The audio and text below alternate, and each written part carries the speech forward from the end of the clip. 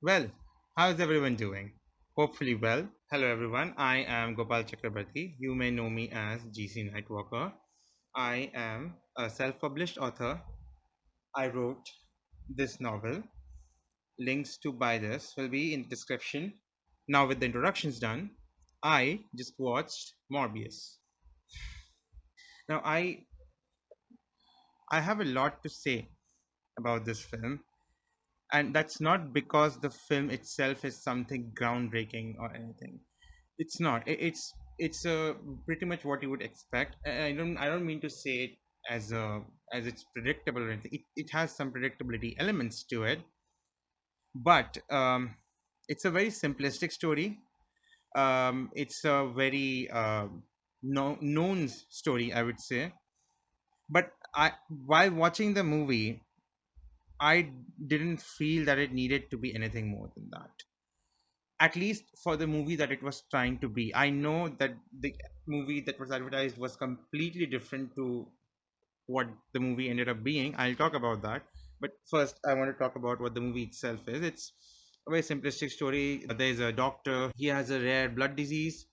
He wants to cure himself and others with that disease. And he tries out something a little unorthodox and tries to splice his own DNA with vampire bats. It works out for the most part, except that now he has to consume blood. There is this stuff about that he made artificial blood, which allows him to survive, but slowly and slowly, how much he can rely on artificial blood is decreasing, and he might eventually need to drink real blood, which is a typical story. He has a childhood friend who funds his research. The movie does a good job of selling us their relationship as two childhood friends, one of them working, toiling away with every last drop of life that he has left, and the other one trying to shorten the already short lifespan because if you want to go, might as well go with a bang.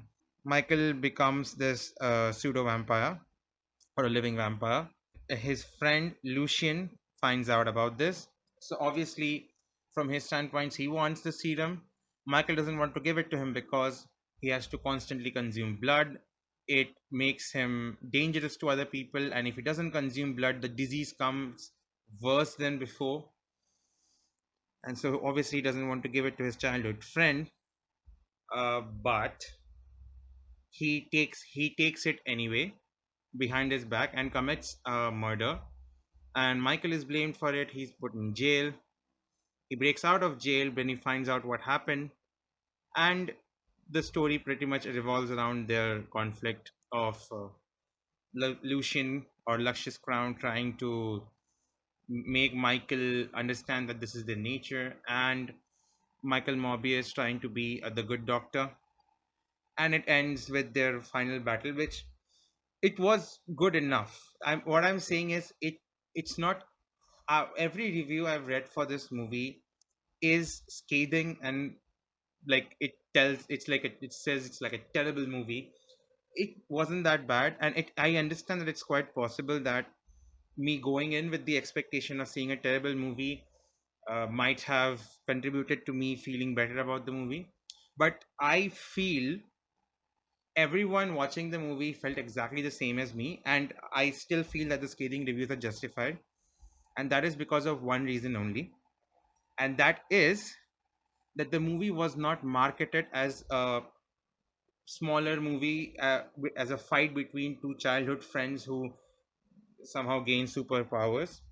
That's not what it was marketed as. It was marketed as a part of the larger Spider Verse. Michael Keaton as Vulture was supposed to show up in it, and like every single advert, there was like, oh, there's this Spider-Man poster on the wall. Is this in the MCU? Is this not in the MCU? um and that kind of marketing, when you do that kind of marketing and you don't deliver on it in the movie, there is going to be disappointment. And I honestly feel if this movie had been marketed as a smaller scale movie, had been marketed as what it ultimately ended up being, if they had been truthful about it, I feel there would have been more audience for this film than it is as of now. because I really feel that a lot of audiences have been turned off by this movie simply because of the lies in the marketing, which is quite understandable. Then, of course, there is the terrible post-credit scenes, which why did you do that? Well, like I don't get the logic of the post-credit scenes, but so the only way I can try to explain is that maybe when the cracks were open, there was like free movement of uh, people who were somehow connected to Spider-Man to and fro. So maybe around that time, Michael Keaton shifted to that universe. He stayed there because the rift closed, which it doesn't make as much sense because that's not what the spell was. But you know, it is what it is. And in the second post-credit scene, he has his vulture suit, which okay, it's a different suit. I understand it's not the same suit that he had in the MCU, but if you think about it, in the MCU, there was Chitauri tech, there was technology that he used to create that Vulture suit, and that technology doesn't exist in this universe. So is he like Tony Stark now? That he Build this in a cave with a box of scraps! I mean, granted, he had already created this once, so he had some idea of it, but he created that the entire thing from scratch with a box of scraps in a cave because he doesn't have anything here. He doesn't stay here. He's not of this universe. He doesn't have a home. He doesn't have anything. He doesn't have any resources. How did he make this? And what does he do? Oh yeah, we should go after Spider-Man. Morbius doesn't know Spider-Man. So what I'm trying to say is I feel bad marketing killed this movie. I I'm being very honest and truthful here. Yes, this is not very groundbreaking movie, but for the movie it was trying to be what the person making this movie had in mind. It served it well. The story served it well. There was some questionable CGI, I'm not going to lie, but it was good enough. Now I understand in today's day and age, good enough is often not good enough. It's a oxymoron, but I hope you get what I'm trying to say. But I feel that there would have been more audience for this had it been marketed as it been not been marketed as a multiverse thing. Because yeah, that stuff is disappointing. But apart from that, I would like to see this version of Morbius more. But at the same time, I would really hope that Sony stops doing what they're doing. Like, let's see, I liked Venom. I liked Venom Let There Be Carnage. But there was this overall nonchalant nature which I felt throughout these two movies. As in, um, they had been very. It felt like there wasn't.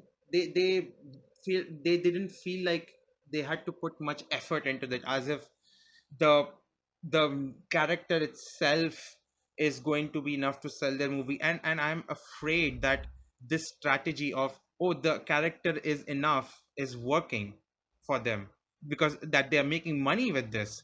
It makes me afraid because if it worked for them it can work for other people, and that is a bad thing for creativity because then studios are just gonna latch on to IPs. And I mean, which is it is already happening to a certain extent, but at least Marvel, I feel that they're still keeping creativity alive. Every project in Marvel, at least in the phase 4, is feeling more and more experimental, more and more creative. But eventually, if this keeps on going, the need to experiment is just going to disappear, and that's not going to be good for anyone. And I really hope that doesn't happen. I would say if you can look past that, do go and give this movie a watch because I really feel bad for the people who toiled away at this movie, who spent hours making this hours of their life. And the last thing I would like to say is obviously in this I feel that in this universe Andrew Garfield Spider-Man is going to be the Spider-Man, or at least they're going to introduce him eventually. I kind of don't want him in this mess because I felt that he was really dealt a short hand and in his time as Spider-Man.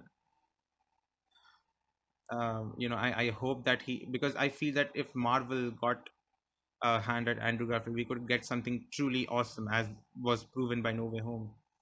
So yeah, I'm just rambling on at this point. Anyways, hope you like the video. I don't know why you like the video, but if you did, please give it a like.